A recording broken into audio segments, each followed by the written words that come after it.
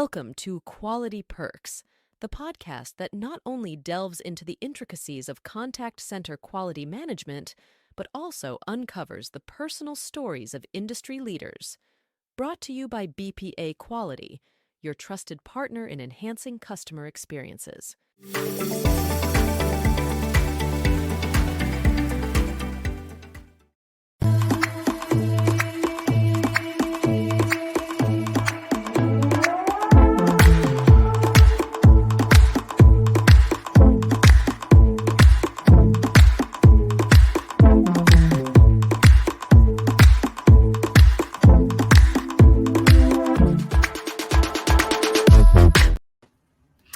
And good morning.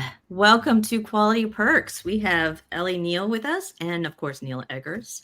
And I'm going to hand off to Neil so that he can do some introductions and we'll start our conversation. Thank you, Karyn. I've got the clipboard, the coach's clipboard for this one because I know we've both been looking forward to having Ellie on for months now. So Ellie, welcome to Quality Perks. So I've got the clipboard here. I'm going to go through this. So Elle Neal is a UK-based data scientist at BPA Quality here at BPA Quality, where she applies advanced data science methods to extract valuable insights from client data. She's currently enrolled in a level 7 apprenticeship in AI and data science. And you specialize in generative AI application and using tools like Streamlit and Data Button. And hot off the press this morning, she's been awarded the We Are Tech Women Award. So hot off the press, hundreds, if not thousands of applicants being judged for this. And our own Elle Neal has won that award. So a big round of applause for Elle Neal for being awarded that prestigious award this morning. So Ellie, thank you for being here. I know you probably have a lot of things going on this morning after that announcement, so we appreciate it. As you know, our first step is to talk about coffee, right? So we've gone from generative AI all the way down to Villain Coffee. That's what I have today. Shout out to local Satellite Beach Villain Coffee in the Eggers family mug.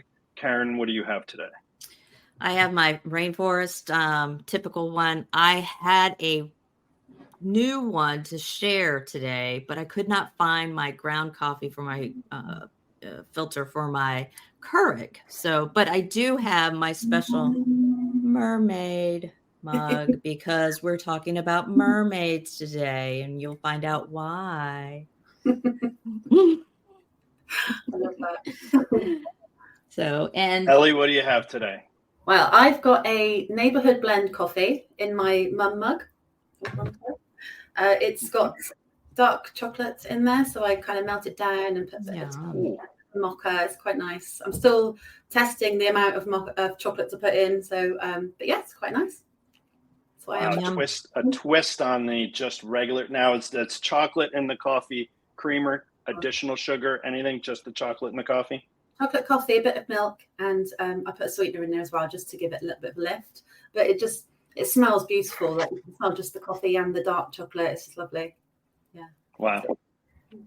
That is a new one of all of our episodes, Karyn. I don't think we've heard additives of, like chocolate or peanut butter or anything like that into coffee. So love learning something new. Mm-hmm. Which I'm sure we'll all learn something new today. So Ellie, talk to us a little bit about generative AI and its applications, not only to what we do here at BPA, but also in the greater contact center world. Yeah, absolutely. I think first I want to say thanks so much for having me. I'm really looking forward to this. And it's good to start with maybe a 10,000 foot view of generative AI just to start with. It's part of the AI family. The generative AI is essentially a piece of that which enables you to generate either new text, new images, code, and also video. But the specific applications I'll talk about today is text, and also we'll dig into code a little bit.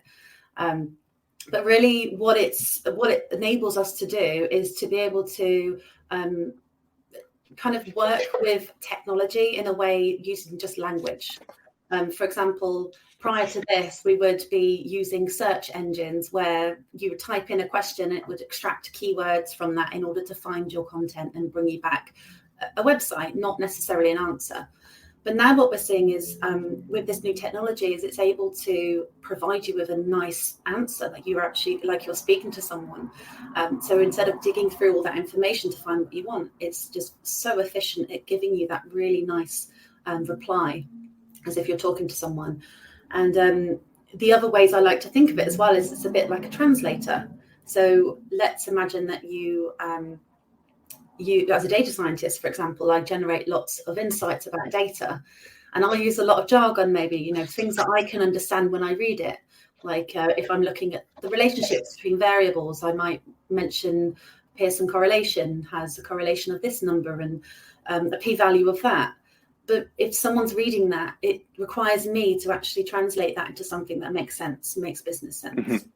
But I feel like you're talking directly to me right now, like that. You're looking right. Well, it'll break down that language barrier. So that means that you and I will now work more closely together, and it will be a lot quicker for me and a lot less painful for you, I'd imagine. Mm-hmm. So if you've got two columns you're looking at, one of them is a data set containing was the issue resolved, and you're correlating it against customer satisfaction. I can just generate a nice summary of in my jargon and ask generative AI to turn that into something that you would like to see it like. So the relationship has shown a significant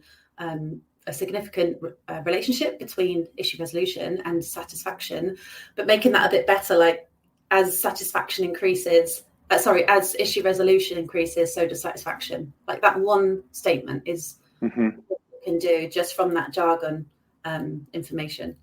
So yeah, there's many applications, and I think that's what's so amazing about this technology is it can actually be applied to many domains. And of course, we're focusing on contact center applications and use cases, but the domain is incredible. Like you can apply it to all parts of your life. And I think one of the amazing things is that it's now more accessible for knowledge workers. So we would see AI being used in, manufacturing industries where it's able to, apply logic in order to automate some steps. We're actually now seeing this AI come into our space where you've got people that are specialized in certain skills and have certain amount of knowledge, and it's up to those individuals to then, relay that back to people. But it's actually able to apply efficiencies in knowledge roles as well. So that could be through automating tasks right through to augmenting tasks as well. And it's a super exciting time. And how have you seen those examples intertwine into quality monitoring or coaching or training? How has AI impacted those environments? I think at the moment it's very early stages. So the technology is being released, and there are some things holding back the implementation of this technology, but it's not stopping it. So what we're seeing is very early cases of, if we were to focus in on coaching, for example, let's say that we've got, as BPA quality, we capture all the information that have, listen to the interaction and capturing data points on certain behaviors about an agent. So in usual terms, what would happen is, of course, a supervisor would then have a one-to-one with their agent and talk through the findings, what they could do to improve. And that can be very time consuming. And sometimes it might not happen because of that barrier of having to firstly take that moment out and evaluate the data and look at the insights that are being derived and then formulate a plan. So let's put our translator in there. And now what we have is all of this data that's being captured. It's taken into the generative AI model, and then you can design it so it outputs a nice coaching summary for the supervisor to have that conversation. They can now spend more time with their advisor and actually focus on action rather than not really. It's hard to find the pattern sometimes. It's hard to find the cause. But what it does is it opens it up for us and enables us to have it translated quickly so we can work with people. So how do you go about designing something like that? How to, what's the element from getting it from this idea of, I wonder if AI can help me with this, and then actually going through a process in order to have an outcome that's actionable or usable that'll make impact to the end user? Yeah, it's a great question. And I would say, first off, let's imagine this time last year, I had no idea what generative AI was, or I just entered into it and I've just realized what it is. I've kind of maybe played with a model, I can see its outputs, but I don't know at this stage, because it's very new to me, what it's capable of. But what happened is as the year went on, as I saw more and more applications, I would actually use the products, I would build things myself and I would explore. That's when I started to connect the dots. So in answer to your question, I believe to be able to understand where you can apply these language models, it's good to first understand what they're capable of. And if anyone, a very first step is, for example, just get onto ChatGPT, just have a chat, just have that first interaction. And then from then, once you get that good understanding, you can reach out to other websites. For example, there's a website called There's an AI for that. I love it. It's great. You can explore lots of use cases, products that people have developed across thousands of different tasks, thousands of different jobs. It's incredibly insightful in that part. So let's imagine now you've connected your dots, you understand what's possible, and you've seen use cases. So now when you go to approach your problem, let's say that we're looking at improving the delivery of training, for example, or the creation of training material. You might now know that it's possible to use a tool in order to provide it with your content, how you want it to be structured, but you're not having to write it. You're giving it guidance about how you want it to be. And then that content can be generated for you, not necessarily as an end product, because it's augmenting that task. It's not automating it completely, but it's giving you that co-pilot to help you along the way. So I think, as I say, to answer your question, it's first connecting those dots and being aware of what's possible. Having conversations, presentations like this, being able to see what's possible and what's out there, and just educating really on what you can do. And it's quite exciting. There's so many cool things out there you can explore.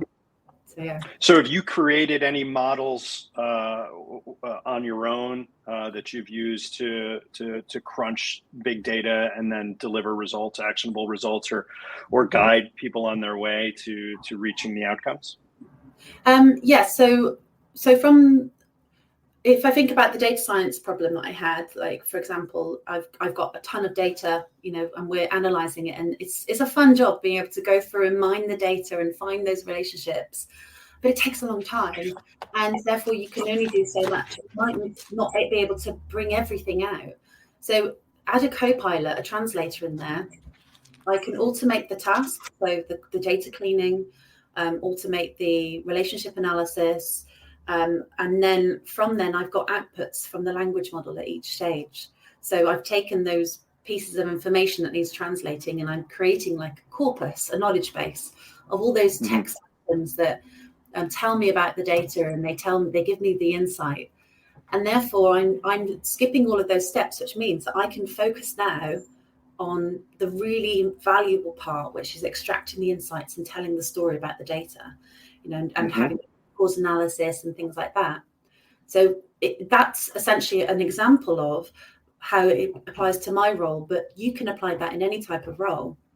If you think about those early stages, anywhere where you can automate or augment, it means you've got more time on the end. You've got more time to bring out value in what you do and really put your own personal stamp and creativity on what you're doing. Yeah, and I think sorry. I was just going to say, I think for me, you hit on an important part, and that's that actionable outcomes. That's the recommendations. That's, telling your end user, your customer, or whoever that may be, something about their business that they didn't know yesterday, and having the time to analyze the data. Like, sometimes I feel like we're in data overload, right? Everybody's got data. There's massive amounts of information. The difference is the team that you have to mine that data for the valuable insights that are going to move your business forward. So, shortening the time that you get from ingestion of data to recommendations, and spending the time that you do have instead of crunching it, analyzing it, is critically important. Absolutely. because that's the end. That's where the value is, like you say, like that's what you're doing it for. Yes, it's a fun process prior, but if you can actually, I think one of the things I really am focusing on with this is I have a vision where anyone in the business can have data science in their hands. We're enabling them to upload a file, for example, and it'll be able to run all these processes. It's designed carefully and created carefully by a data scientist, and it guides them on the way. But it then enables them, it translates it for them, which means that anyone in the business can actually do this. It's not, I need to send it over there to get that done by them. They don't know much about business, but so I lose value along the way maybe. But the vision is upload, augment, and then there's your insight. And it's not far away. It's not just me kind of developing those things. This is something that's being done across the board. It's being able to break things down and make it more accessible to everyone, which is fun. So Karyn mentioned the mermaid at the beginning. How does that all tie together? And tell us a little bit about the mermaid. Yes, sure. Okay, so the Mermaid is essentially, it's an app that I built for, because I have ADHD and I find it very difficult. Some of the challenges I have, they kind of halt me from being able to do things. And it's that whole process of how can I make this bit here go away? How can I make this less challenging? So I created an app that kind of breaks down large pieces of information, condenses it, and then it provides me with a nice visual to show me what's in there. So it's taken that cognitive side out, which is a barrier for me to go, I can't read this, it's too much. Or I read and I then go off onto rabbit holes looking at other things that I shouldn't be doing. So, but yeah, I've got an example here. We can go through a demo. So if you're able to share that for me, Karyn, that's lovely. Thank you. Okay, so what you're seeing here is an app that I built on Data Button. Data Button is an application that enables you to build your own apps like this, for example, and it's actually integrated with AI. So when you're building your apps, you can actually ask questions or ask it to do things for you in natural language, and it will help you build your app out. So an example of being able to break down those barriers for other people. But with this example, what we're going to do is, it's got a quick start guide. So this is accessible for everybody. It's free to use. You can use your own URLs, but I've got one here as an example to show you. So we just paste the URL. And what's happening in the background is it's scraping the website that I've just pasted in. It's reading through all the content. It's then processing that and sending it to a Cohere AI generative summary. So this is a language model endpoint that takes thousands of tokens, and it will reduce it down and summarize it for us. Excuse the technical issues. Sorry, sometimes the code generates and it cuts off at the end, but we will be able to run it again and we'll have no problems. So what you can see with the summary is it's telling us about the article. So this is an article about Prince Harry and Meghan. They were involved in a near car chase, but it's quite a long article. But when I actually break it down here, you can see it's identified the core reason for the article. And I've prompted it to then say, okay, what are the key areas of the article? Like break that down. So each node is a key area. You've got things like the passenger's response, what happened in the incident. And then as you go out, you can then see more information about that node. So it's just organizing this information for me, so I can get a really good high-level insight into what this article is showing. And I have recently done an enhancement to this, which is it's a sneak preview here. Actually, I've not released it yet, but you'll be able to put in a URL for a YouTube video, and it will do the same process. Like it will take the transcript, so you can put large videos in there up to an hour. It will summarize what's in that video and what it's about, and then it will do a mind map visual for you as well. So, and this is something that I've got an article for. You can see the article here where you can actually learn. It's a Medium. There we go. You'll actually be able to read my story about it and then be able to build this yourself. It's got all the code in there. Let's say the vision for this was to make it more accessible. I'd love for anyone that's similar to me or in any organization to be able to go, oh, I can do that for my team, or I can build this and integrate that as well into my application. Because this is how we're going to make things more accessible for people, is by sharing how we're creating. This is how I've learned, by having openness and not necessarily closing things down so other people can't learn. So yeah, it's something that I share a lot of my tutorials, to help people to be able to learn and understand how to do this themselves as well.